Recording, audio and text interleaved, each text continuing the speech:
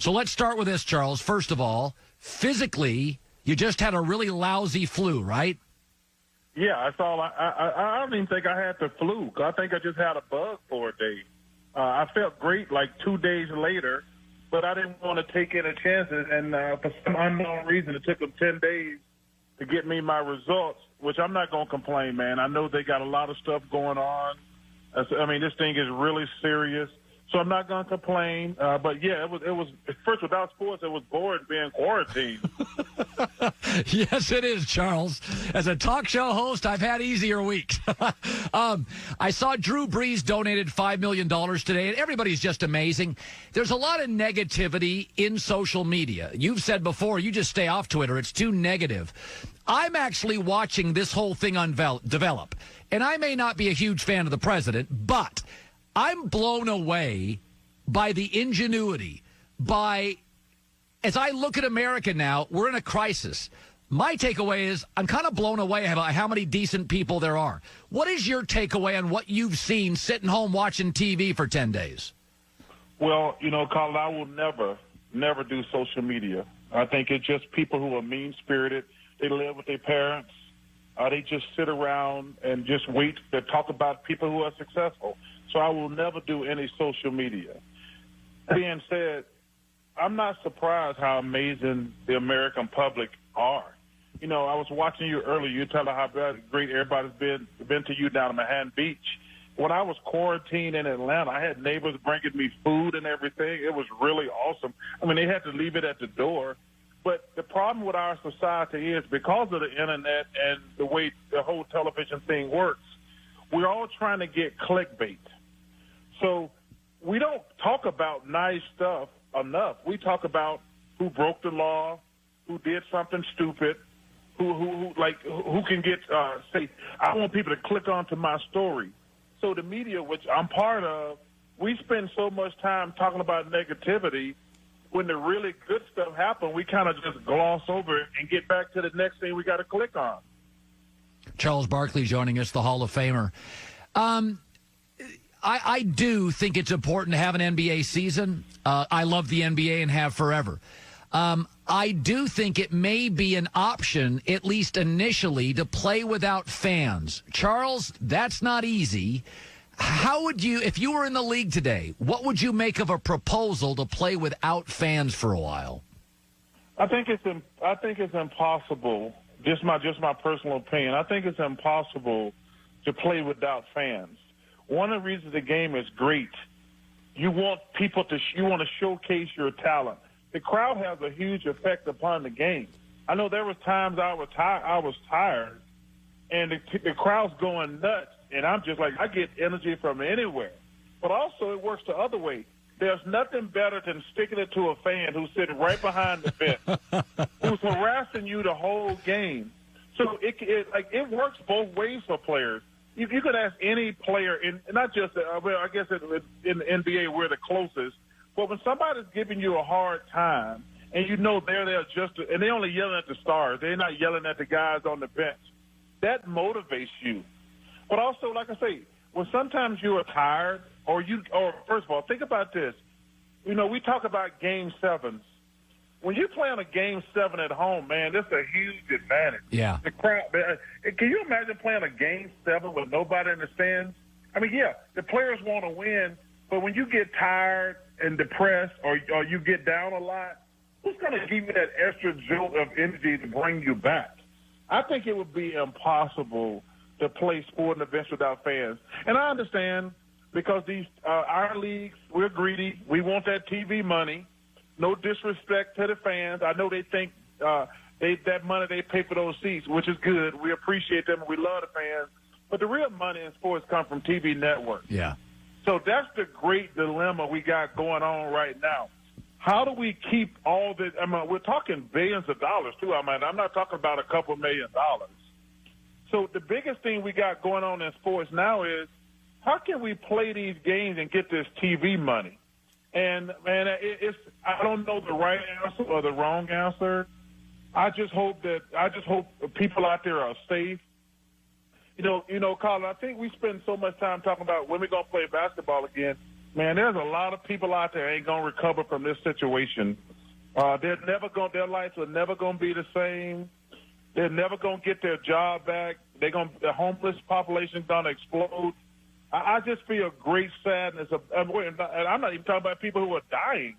I mean, that's the biggest, the saddest thing about this whole thing. But there's so many people who are going to lose their job, and their lives are never going to be the same again. And I just feel sadness for that. Yeah, 3.3 million people filed unemployment. Now, we do have a $2 trillion stimulus.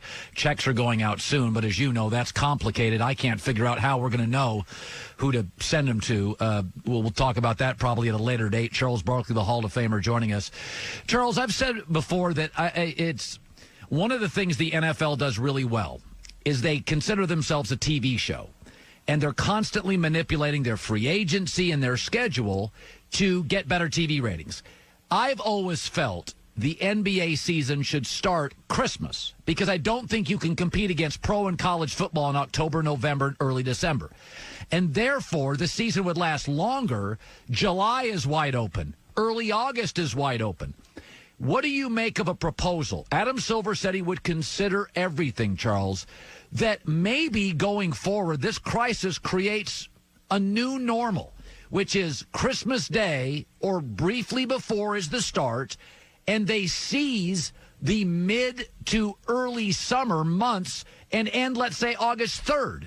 And then, then do the draft free agency and hand it over to football. What do you make of that idea? Colin, I'm not trying to pat myself on the back. I said that 3 years ago. We were talking about how we could improve the NBA. Being on TV at the time, we had to strike. That's the highest ratings we've ever had in NBA history. Yeah. We started on Christmas. I've always said, listen, college football is king of the world. Pro football is King Kong. We ain't never going to compete with them. Yeah. We should start the NBA season around Christmas. We only got to worry about the NFL or during the playoffs. College football is over except for a bunch of useless, other than the championship games, college football is useless bowl games. Yeah. We would own the world. The season would go an extra month to 6 weeks. I do think we should shorten the season to 75 or 70 games. Yeah. If we're going to do that. Because like I say, you don't want to just run the next season into the next season. So I think we should shorten the season to 75 or 70 games. Christmas should be the big day like we do every year. We have 5 games on Christmas Day. That would be a great way to start the NBA season. And you have a great idea. I've actually mentioned this to Adam Silver before. Why are we starting in the middle of college football season and pro football? I mean, it's just too much going on. We're trying to compete for dollars. And now, think about this now, Colin. It's going to be worse going forward trying to compete with those dollars of the NFL and college football. Yeah, Charles Barkley. It's interesting. I think one of the reasons I hope the NBA season continues, Charles, is because people never held it against LeBron or Dwayne Wade that LeBron's first title in Miami was a strike-shortened year, and nobody cares because, like a movie, if the end of the movie is good, it's a good movie. There's never been a great movie with a bad ending. So when LeBron and D. Wade and Bosh won, nobody gave a rip that it was a strike-shortened season. We've never held it against LeBron. And I do think the Lakers are the biggest brand and LeBron's the most popular player. Because they have a chance to hoist the trophy, the ending of this season is going to be fantastic potentially. So you've really, really got to roll. You really, really have to push to get this season in. What do you think is going through LeBron's mind right now? God, Charles, he's had an MVP season. The idea we could throw it away. I'm not asking you to be LeBron, but I could see LeBron sitting there thinking, man, how many years like this do I have left? Well, I think that, number one, we need – listen, I want to tell people this. Sports are not important in the big picture. Doctors, lawyers, engineers, teachers, fire and policemen, those are the most important jobs in the world. And obviously we see now doctors and nurses are really, really important and significant. They're up there with teachers. But the one thing I have learned in the last 3 weeks, man, we need sports. We need sports. Is it important? It's not the most important thing, but, man, we need it. I can't believe how the world is totally different. Not just basketball, NASCAR, something like that, which is amazing. No golf. I mean, I'm sitting here like, man, it's a totally different world without sports. I mean, I can't imagine how hard your job is. I mean, it's you trying to entertain people for hours every day with nothing going on. And you said something earlier. One thing the NFL does, and they are the best by far, they're not letting this virus stop them.